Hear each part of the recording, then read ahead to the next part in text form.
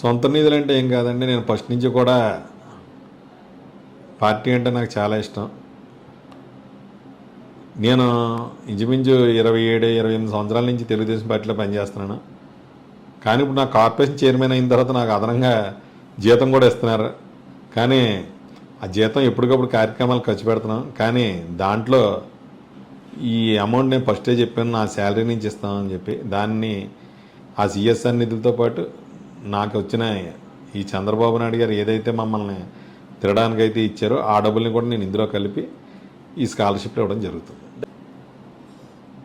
ఏదన్నా సరే అద్భుతం జరగాలన్నా, ఒక కుటుంబం బాగుపడాలన్నా మనం ₹1 సాయం చేస్తే ఈ రోజుతో పోతుంది. కానీ ఈ విద్య మీద పెట్టిన చదువు వాళ్ళకి జీవితకాలం వస్తుంది.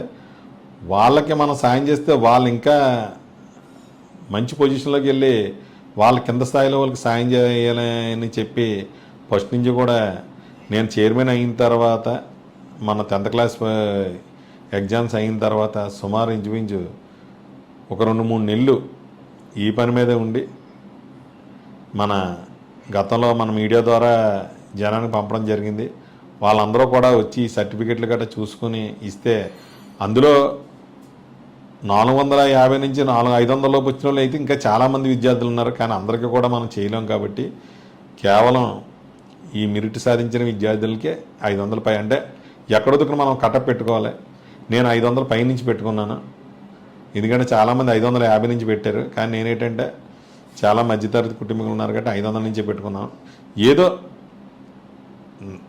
కార్పొరేషన్ ద్వారా చిన్న సాయం వాళ్ళకి ఏదో ఇది ఉపయోగపడుతుందని కాదు. కానీ ఏంటంటే మా కార్పొరేషన్ చైర్మన్ ఉన్నారు, ఏదన్నా కష్టం వస్తే మేము వెళ్ళగలం అని వాళ్ళకి నాకు ఒక దగ్గర సంబంధం కుదురుతుందని చెప్పి వాళ్ళకి ఏదన్నా ఉంటే నేను ఉన్నానని చెప్పి తెలియడం కోసం నేను ఈ చిన్న ఈ స్కాలర్షిప్ల కార్యక్రమం పెట్టాను.